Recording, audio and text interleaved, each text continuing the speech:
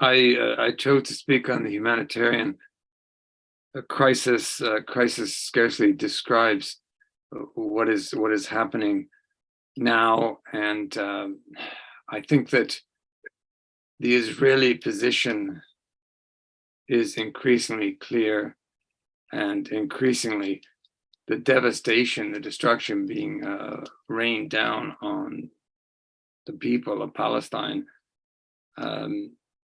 needs to be acknowledged. And Dr. Naji mentioned Rishi Sunak. I was at an event a couple of days after the 7th October attack, and he proudly said the flag of Israel flies over the House of Parliament, and he gave then a blanket support to the Israelis, as indeed Western leaders and much of, as points already been made, Western media have done. What that does is, and I think it's a very good phrase, decontextualizes and enables this humanitarian disaster. It is, a colleague of mine described the forced march of Palestinians to the south as a death march. It is a second Nakba. I was reading an article.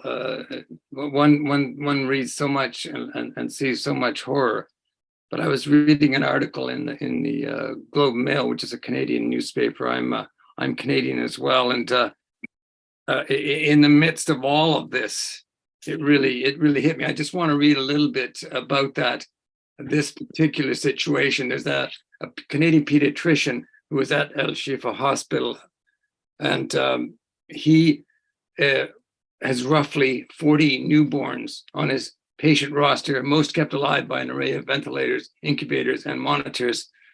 As of Monday evening, he was told the hospital's electrical generators would run out of fuel in 24 hours. If we run out of electricity, that's it. They will die on the spot, he said of the babies.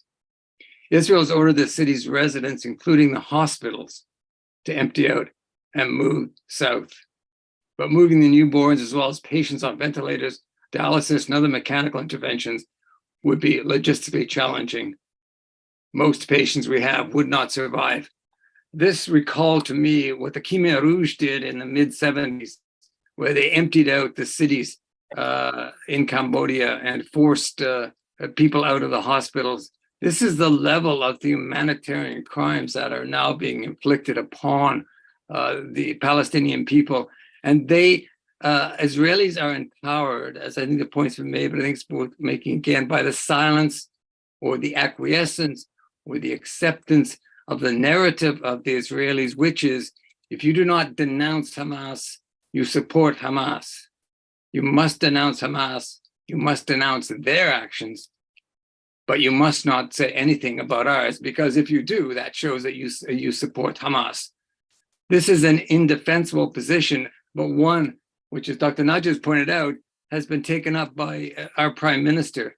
And one wonders how anyone looking at and reading and learning of, as we've just learned, the further atrocities being committed by the IDF on the Palestinian people, how anyone could not speak out. And yet we see it over and over again, that our leaders hesitate or do not simply say what needs to be said. So this is, and I think the idea that, you know, there's this sort of shock and awe approach that the Israelis have taken, more than 3,000 dead, over 1,000 of those children, that now they may take a different approach. That is, they'll scale down the level of the atrocities, but the atrocities will continue.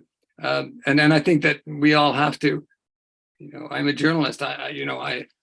We need to keep this story in front of people's eyes. We need to address it. We need to challenge the narrative that the Israelis, the IDF, the regime, the fascist government of Netanyahu is foisting upon all of us, because I think there is another narrative, and that narrative is that yes, you can denounce what Hamas did.